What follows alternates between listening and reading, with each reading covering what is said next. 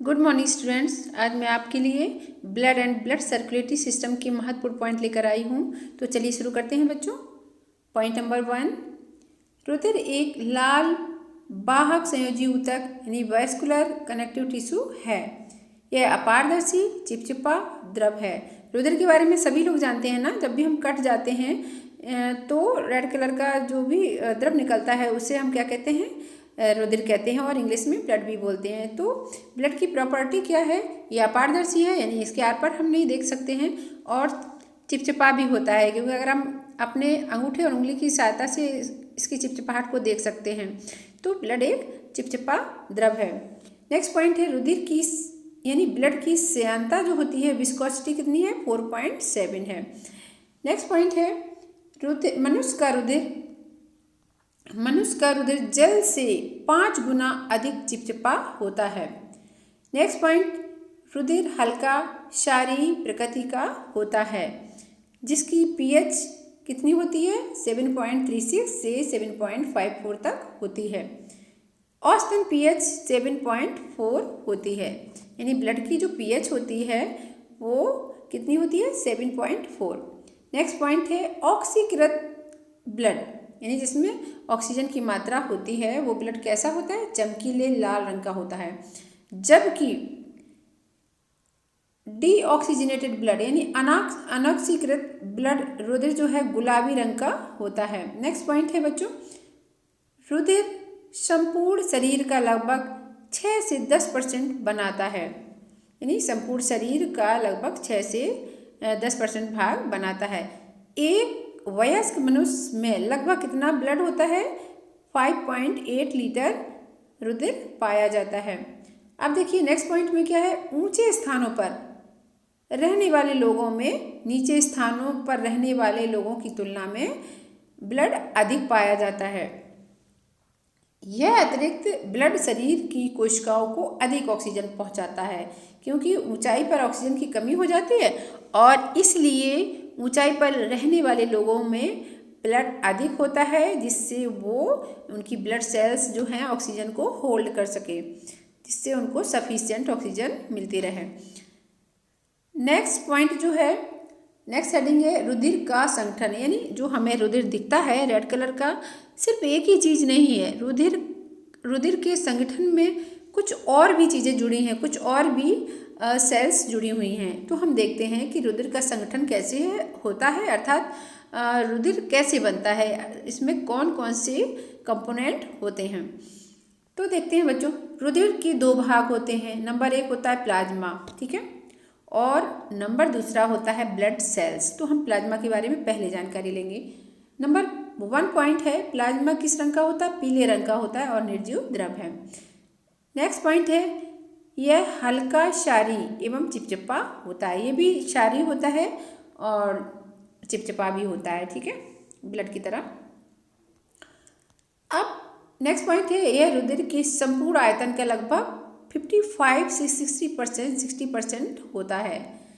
Blood के संपूर्ण आयतन यानी जो भी ब्लड होता है उसका 55 से 60% भाग बनाता है। प्लाज्मा में 90 से 92% जल होता है और 1 से 2% अकार्बनिक लवण होते हैं। 6 to 7% प्लाज्मा प्रोटीन एवं 1 से 2% अनकार्बनिक यौगिक पाए जाते हैं। अब प्लाज्मा के कार्य क्या होते हैं, क्या फंक्शन है इसके, देखते हैं बच्चों। नंबर 1 है, इसका कार्य सरल भोज पदार्थों में क्या है, जैसे कार्बोहाइड्रेट का सरलीकृत रूप जो है, सिंपल रूप है ग्लूकोज, इसी तरह से प्रोटीन का एमिनो एसिड आदि। ये सरल भोज पदार्थों को क्या करता है, आंत एवं यकृत से शरीर के अन्य भागों में भेजता है, ठीक है। ये किसकी, प्लाज्मा के फंक्शन हैं। अब नेक्स्ट पॉइंट है, ये उपापचयी वर्ज्य पदार्थों यानी मेटाबॉलिक वेस्ट जैसे यूरिया, यूरिक एसिड आदि का ऊतकों से वृक्कों तक उत्सर्जन के लिए परिवहन करता है, यानी भेजता है। कहाँ, ये मेटाबॉलिक वेस्ट जो सब्सटेंस होते हैं लाइक जैसे यूरिया, यूरिक एसिड, इनको क्या करता है, ऊतकों से किडनी तक उत्सर्जन के लिए भेजता है। क्योंकि किडनी ही एक्सक्रीटरी ऑर्गन्स है मेनली।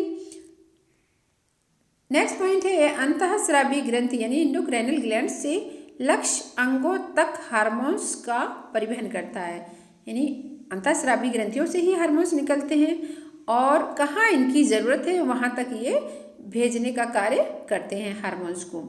नेक्स्ट पॉइंट आगे देखते हैं बच्चों।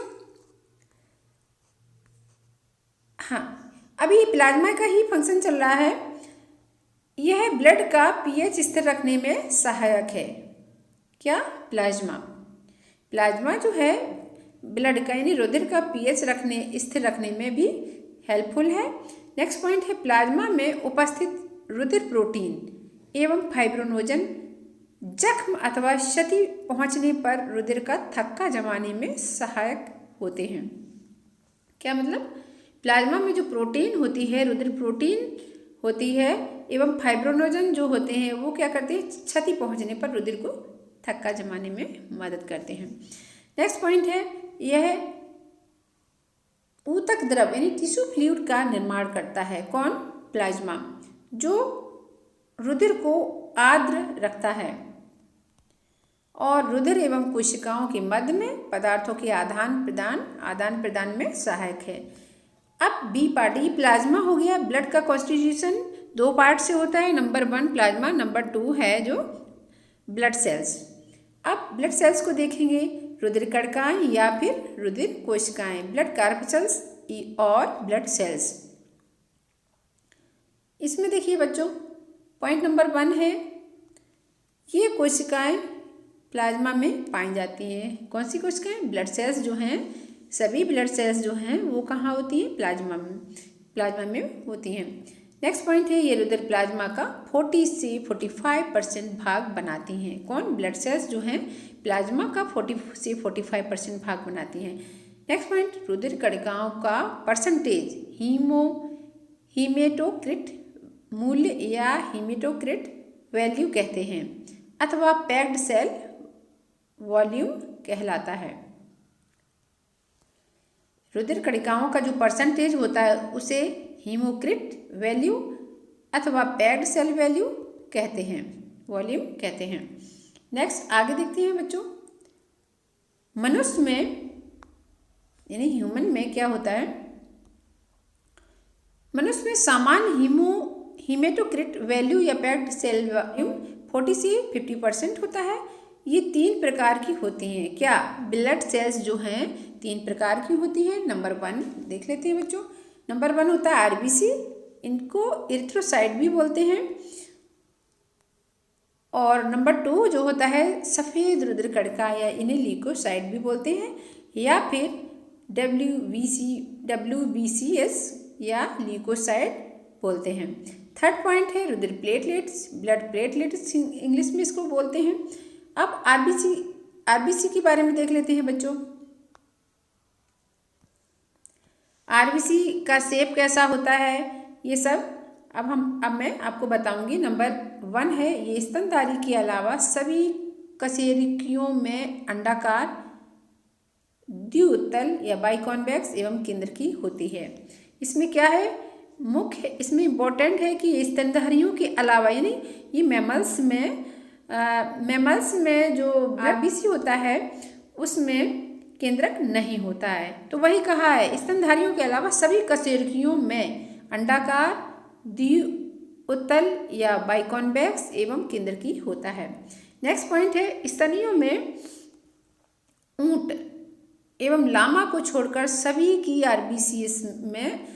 आरबीसीएस जो होती हैं शेप में कैसी होती है? गोलाकार, द्विअवतल या बाइकॉन्केव और केंद्रक विहीन होती हैं। यानी मैमल्स में मेनली आरबीसी में मैमल्स की आरबीसी में केंद्रक नहीं होता है, लेकिन इसमें अपवाद है कि स्तनियों में जो ऊंट और लामा में की आरबीसी में केंद्रक होता है। नेक्स्ट पॉइंट है आरबीसी की संख्या डब्ल्यूबीसी से अधिक होती है। आरबीसी की संख्या जो होती है डब्ल्यूबीसी से अधिक होती है। नेक्स्ट पॉइंट, महिलाओं में आरबीसी की संख्या पुरुषों से कुछ कम होती है। नेक्स्ट पॉइंट है, आरबीसी की संख्या का निर्धारण हीमोसाइटोमीटर द्वारा किया जाता है। यानी आरबीसी की संख्या का पता कैसे लगता है? हीमोसाइटोमीटर के द्वारा। नेक्स्ट पॉइंट है, कार्यकी अवस्था में एवं स्थान की ऊंचाई के कारण आरबीसी की संख्या बदल जाती है। नेक्स्ट पॉइंट है, हीमरेज एवं हीमोलिसिस से आरबीसी की संख्या घट जाती है, जिसे एनीमिया कहते हैं। आगे देखते हैं बच्चों, आरबीसी की संख्या में सामान्य स्तर से अधिक वृद्धि, यानी आरबीसी की संख्या सामान्य स्तर से अगर ज़्यादा वृद्धि हो जाती है तो उसको क्या कहते हैं? पॉलीसाइथीमिया कहते हैं। नेक्स्ट पॉइंट है, अकेली आरबीसी पीले रंग की दिखाई पड़ती है, परंतु आरबीसी का गुच्छा हीमोग्लोबिन के कारण लाल रंग का दिखाई पड़ता है।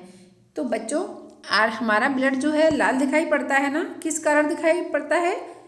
हीमोग्लोबिन के कारण। आरबीसी में यानी कि रेड ब्लड सेल्स के अंदर जो है हीमोग्लोबिन पाया जाता है, जिसके कारण ही ब्लड का रंग, ब्लड का कलर रेड दिखाई पड़ता है। नेक्स्ट पॉइंट है, गर्भस्थ शिशु में आरबीसी का निर्माण यकृत या लिवर में होता है। लिवर में, प्लीहा या स्प्लीन में होता है। यानी गर्भस्थ, जब माँ के गर्भ में बच्चा होता है तो उस समय आरबीसी का निर्माण लिवर में होता है और स्प्लीन में होता है। जबकि शिशु के जन्म के बाद आरबीसी का निर्माण मुख्यतः बोन मरो में या अस्थि मज्जा में होता है। नेक्स्ट पॉइंट बच्चों, आरबीसी का परिपक्व फॉलिक अम्ल एवं विटामिन B1 द्वारा नियंत्रित होता है। नेक्स्ट पॉइंट, आरबीसी की अतिरिक्त मात्रा स्प्लीन में संग्रहित होती है। आरबीसी की एक्स्ट्रा जो मात्रा होती है वो कहाँ पर संग्रहित स्टोर होती है? स्प्लीन में होती है। इसी कारण स्प्लीन को ब्लड बैंक कहते हैं, या ब्लड बैंक की तरह कार्य, जो स्प्लीन होती है हमारी वो ब्लड बैंक की तरह कार्य करती है। नेक्स्ट पॉइंट, मनुष्य की आरबीसी का औसत जीवन काल 120 दिन होता है। यानी मनुष्य के जो आरबीसी कितने दिनों में ख़त्म हो जाती है? 120 दिन में, और नई आरबीसी बनती रहती, पुरानी आरबीसी जो है 120 दिन में ख़त्म होती रहती हैं। जबकि मेढक एवं खरगोश की आरबीसी का जीवन काल 100 दिन एवं 50 से 70 दिन होता है। आगे देखते हैं बच्चों, अभी हमने आरबीसी के बारे में पढ़ा, अब डब्ल्यूबीसी के बारे में जानेंगे। डब्ल्यूबीसी को ल्यूकोसाइट बोलते हैं, ल्यूकोसाइट्स बोलते हैं। अब देखिए फ्लो चार्ट के माध्यम से देखते हैं। आरबीसी, डब्ल्यूबीसी जो है वो दो भागों में डिवाइड हो गई। नंबर 1 ग्रेन्युलोसाइट्स और नंबर 2 है ए ग्रेन्युलोसाइट। अब ग्रेन्युलोसाइट जो है दोबारा 3 भागों में बढ़ गई, यानी 3 पार्ट में डिवाइड हो गई। नंबर 1 न्यूट्रोफिल और नंबर 2 बेसोफिल और नंबर 3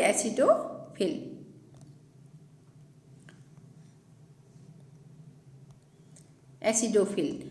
अब हमारा ए ग्रेन्युलोसाइट, ये ग्रेन्युलोसाइट जो है 3 पार्ट में डिवाइड हो गई थी। नंबर 1 न्यूट्रोफिल, बेसोफिल और एसिडोफिल। अब क्या होगा? अब जो ए ग्रेन्युलोसाइट भी 2 भागों में डिवाइड हो जाती है, या इसके भी 2 पार्ट होते हैं। नंबर 1 मोनोसाइट और नंबर 2 जो है लिम्फोसाइट। ए ग्रेन्युलोसाइट जो है 2 भागों में बट गई। नंबर 1 मोनोसाइट और नंबर 2 लिम्फोसाइट। अब देखते हैं बच्चों, ग्रेन्युलोसाइट के बारे में जानकारी लेते हैं, जो फ्लो चार्ट के माध्यम से बताया था। तो देखते हैं ग्रेन्युलोसाइट क्या है। ग्रेन्युलोसाइट है जो, इसके जो भी इम्पोर्टेंट पॉइंट है उसको देखिए। ये कोशिकाएं लाल अस्थिमज्जा यानी रेड बोन मरों में बनती हैं। ग्रेनुलोसाइट जो होती हैं वो रेड बोन मरों में बनती हैं। ये कुल ल्यूकोसाइट इन WBC की लगभग 65% होती हैं। यानी कुल WBC का 65% यानी 65% भाग होती हैं। ये केंद्रक के आकार एवं उनके अणुओं की अभिरंजन क्रियाओं यानी स्टेनिंग रिएक्शन के आधार पर पुनः निम्न भागों में विभाजित की गई। वही जो फ्लो चार्ट में बताया था। नंबर ए, ग्रेनुलोसाइट जो है कितने भागों में बटी थी? न्यूट्रोफिल, बेसोफिल और एसिडोफिल। तो अब न्यूट्रोफिल के बारे में देखिए बच्चों। न्यूट्रोफिल क्या है? नंबर 1, ये WBC की कुल संख्या का लगभग 62% है। न्यूट्रोफिल यानी WBC की कुल संख्या का 62% भाग न्यूट्रोफिल बनाती हैं। इनके कोशिका द्रव में महीन कण यानी फाइन ग्रेन्यूल्स पाए जाते हैं जो अम्लीय एवं क्षारीय अभिरंजकों द्वारा अभिरंजित होते हैं तथा बैंगनी रंग के दिखाई पड़ते हैं। इसमें नेक्स्ट क्या है पॉइंट? केंद्रक 3 से 5 पॉलीयुक्त या लोब्ड होते हैं। केंद्रक में 3 या 5 लोब्ड पाए जाते हैं। नेक्स्ट पॉइंट है इनका जीवन काल यानी इनका लाइफ टाइम जो होता है वो 10 से 12 घंटे या फिर 3 दिन होता है।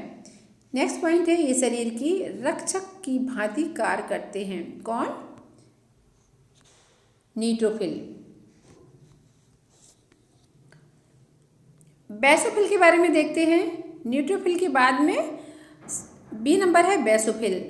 बेसोफिल में क्या है? ये साइनोफिल भी कहलाती है। बेसोफिल को किस नाम से जानते हैं? और दूसरे किस नाम से जानते हैं? साइनोफिल के नाम से।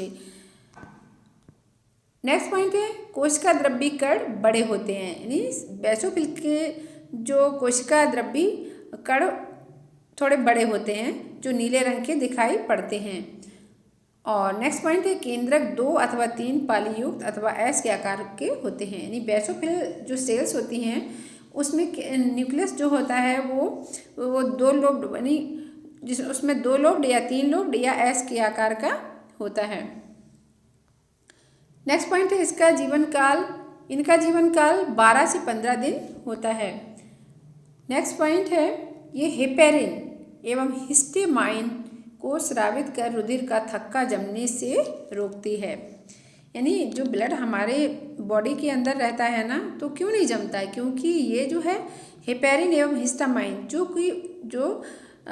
कि ब्लड को जमने से रोकती है, उसका सिक्रेशन करती हैं। नेक्स्ट सी नंबर में देखेंगे बच्चों एसिडोफिल्स के बारे में देखते हैं। ये ईसिनोफिल्स भी कहलाती हैं। यानी एसिडोफिल का दूसरा नाम क्या है? ईसिनोफिल। नेक्स्ट पॉइंट है इनका केंद्रक बाइलोब्ड होता है। नेक्स्ट पॉइंट इनका जीवन काल 14 घंटे होता है। और नेक्स्ट पॉइंट है एलर्जी रोग में इनकी संख्या बढ़ जाती है। यानी एसिडोफिल की संख्या कब बढ़ जाती है? एलर्जी रोग में। ये घाव को भरने में भी सहायक होती हैं। यानी एसिडोफिल जो है घाव को भरने में भी सहायक होती हैं। आगे देखते हैं बच्चों। अभी आपने ग्रेनुलोसाइट के बारे में जाना। अब ए ग्रेनुलोसाइट के बारे में देखेंगे। ये कुल WBC का लगभग 35% भाग बनाती हैं। ए ग्रेनुलोसाइट जो है WBC का 35% भाग बनाती हैं। और सेकेंड पॉइंट है इन्हें 2 भागों में फिर विभाजित किया जा सकता है। नंबर 1 मोनोसाइट और नंबर 2 है लिम्फोसाइट, जो ऊपर फ्लो चार्ट में आपको दिखाया था। अब मोनोसाइट क्या है इसके बारे में देखते हैं बच्चों।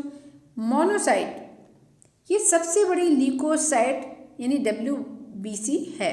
मोनोसाइट जो है सबसे बड़ी WBC है। नेक्स्ट पॉइंट है ये कुल ल्यूकोसाइट का लगभग 5.3% भाग बनाती है ना। कुल WBC का 5.3% भाग बनाती है। अब इनका केंद्रक किस शेप का होता है देखते हैं बच्चों। इनका केंद्रक अंडाकार, वृक्क अथवा घोड़े की नाल के आकार का और बाह्य केंद्रीय होता है। इनका केंद्रक जो होता है अंडाकार, वृक्क या घोड़े की नाल के आकार का होता है, जिससे यहाँ पर छोटा सा पिक्चर बना है। नेक्स्ट पॉइंट है इनका निर्माण लिम्फ नोड एवं प्लीहा में होता है। किसका? मोनोसाइट का निर्माण कहाँ होता है? लिम्फ नोड या प्लीहा में। लिम्फ नोड एवं प्लीहा में होता है। नेक्स्ट पॉइंट, ये अत्यधिक मोटाइल होती हैं। नेक्स्ट पॉइंट, इनका जीवन काल कुछ घंटों से लेकर कई दिनों तक हो सकता है। अब नेक्स्ट है लिम्फोसाइट। एक ग्रेनुलोसाइट जो है दो भागों में डिवाइड किया गया था, नंबर 1 मोनोसाइट और नंबर 2 लिम्फोसाइट। अब लिम्फोसाइट क्या है देखते हैं बच्चों। ये ल्यूकोसाइट का लगभग 30% भाग बनाती हैं। ल्यूकोसाइट मीन्स WBC का 30% भाग बनाती हैं। इनका केंद्र कैसा होता है? इनका केंद्र बड़ा गोल होता है तथा कोशिका द्रव पतली परिधि परत यानी पेरिफेरल लेयर बनाता है। नेक्स्ट पॉइंट, इनका निर्माण थाइमस। इनका निर्माण कहाँ होता है लिम्फोसाइट का? थाइमस या लिम्फ नोड, प्लीहा तथा टॉन्सिल्स में होता है। लिम्फोसाइट का निर्माण थाइमस, लिम्फ नोड, प्लीहा या टॉन्सिल्स में होता है। इनका जीवन काल 3 से 4 दिन होता है। नेक्स्ट पॉइंट है, ये एंटीबॉडीज का निर्माण कर शरीर की प्रतिरक्षा तंत्र में महत्वपूर्ण भूमिका निभाती हैं। ये क्या करती हैं? एंटीबॉडी का निर्माण करती हैं और शरीर की प्रतिरक्षा तंत्र में महत्वपूर्ण भूमिका निभाती हैं। अब नेक्स्ट ब्लड सेल्स जो है वो है ब्लड प्लेटलेट्स। नंबर 1 RBC थी, नंबर 2 WBC और number 3 blood platelets. Blood platelets को देख लेते हैं बच्चों। ये रंगहीन अंडाकार चक्रिक यानी डिस्कॉइडल कोश का द्रवी भाग है। ये अकेंद्रीय होती है यानी ब्लड प्लेटलेट्स में केंद्रक नहीं होते हैं। नेक्स्ट पॉइंट है, रुधिर में प्लेटलेट्स की संख्या में कमी थ्रोम्बोसाइटोपिनिया कहलाती है। यानी रुधिर में प्लेटलेट्स की संख्या जब कम हो जाती है तो उसे क्या बोलती हैं? थ्रोम्बोसाइटोपिनिया। नेक्स्ट पॉइंट है, रुधिर में प्लेटलेट्स की संख्या में वृद्धि थ्रोम्बोसाइटोसिस कहलाती है। प्लेटलेट्स में कमी थ्रोम्बोसाइटोपिनिया और प्लेटलेट्स में की संख्या में वृद्धि थ्रोम्बोसाइटोसिस कहलाती है। नेक्स्ट पॉइंट है, इनका जीवन काल लगभग 1 सप्ताह होता है। किसका? ब्लड प्लेटलेट्स का लाइफ टाइम 1 सप्ताह होता है। नेक्स्ट पॉइंट है, ये रुधिर के जमने में यानी ब्लड क्लॉटिंग में महत्वपूर्ण रोल प्ले करती हैं।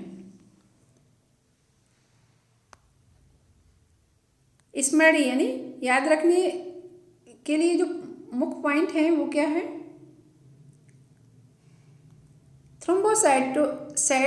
थ्रोम्बोसाइट्स को तर्क कोशिकाएं या स्पिंडल सेल्स भी कहा जाता है। ये स्पिंडल के आकार की होती हैं, इसलिए इन्हें स्पिंडल शेप कहा जाता है। तथा स्तनधारियों के अतिरिक्त सभी कशेरुकियों में पाई जाती हैं। इसमें केंद्रक अंडाकार होता है। थ्रोम्बोसाइट्स को क्या कहते हैं? Spindle sales. ये स्पिंडल के आकार की होती तथा स्तनधारियों के अलावा सभी कशेरुकियों में पाई जाती है। इसमें केंद्रक अंडाकार होता है तथा ये कशेरुकियों में रुधिर का थक्का जमाने में सहायक हैं। आगे देखते हैं बच्चों।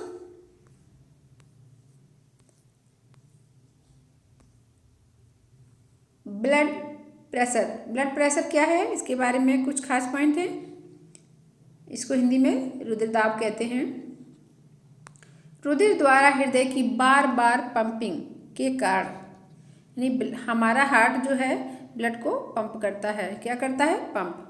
नली यानी धमनियों में पंप करता है, तो वही है कि रुधिर द्वारा हृदय की बार बार पंपिंग के कारण नलिकाओं की दीवारों पर पड़ने वाला दाब रुधिर दाब कहलाता है। नेक्स्ट पॉइंट है, रुधिर दाब को हमारे शरीर के कुछ स्थानों पर महसूस किया जा सकता है, जैसे हाथ की कलाई, यानी आप हाथ की कलाई, जैसे आप डॉक्टर के पास जाते हैं तो आपका हाथ, डॉक्टर जो है कलाई टच करके नाड़ी को देखता है और वो समझ जाता है कि क्या प्रॉब्लम है। नेक्स्ट है, उत्तेजित अवस्था में हार्ट बीट की दर बढ़ जाती है, यानी जब हमें तेज गुस्सा आता है तो क्या होता है कि हार्ट बीट की जो रेट होती है वो बढ़ जाती है। नेक्स्ट है, सामान्य मनुष्य का ब्लड प्रेशर जो होता है, यानी जिसे कोई भी प्रॉब्लम नहीं है, उस व्यक्ति का ब्लड प्रेशर कितना होता है, 120/80 mmHg होता है। नेक्स्ट पॉइंट है, आयु हृदय की रुधिर पंप करने की क्षमता, यानी कार्डियक आउटपुट, कुल परिधि प्रतिरोध आदि रुधिर दाब को प्रभावित करने वाले कारक हैं। नेक्स्ट पॉइंट है, यदि कोई व्यक्ति लगातार उच्च रुधिर दाब यानी हाई ब्लड प्रेशर 150/90 mmHg से पीड़ित है, तो यह अवस्था हाइपरटेंशन कहलाती है, यानी जिसे हाई ब्लड प्रेशर की प्रॉब्लम है उस रोगी को हाइपरटेंशन का पेशेंट कहते हैं। उच्च रुधिर दाब के लिए अधिक भोजन, भय, चिंता, दुख आदि कारक उत्तरदायी होते हैं, यानी हाई ब्लड प्रेशर होने का मेन कारण होता है अधिक भोजन करना, डरना, चिंता करना या दुख आदि। नेक्स्ट पॉइंट है, लगातार निम्न रुधिर दाब यानी 100 और 50 mmHg से अगर किसी व्यक्ति का रुधिर दाब 150 mmHg है तो उसे हाइपोटेंशन हो जाती है, यानी वो हाइपोटेंशन का शिकार हो जाता है। नेक्स्ट पॉइंट है ईसीजी। ईसीजी का फुल फॉर्म है इलेक्ट्रोकार्डियोग्राफी।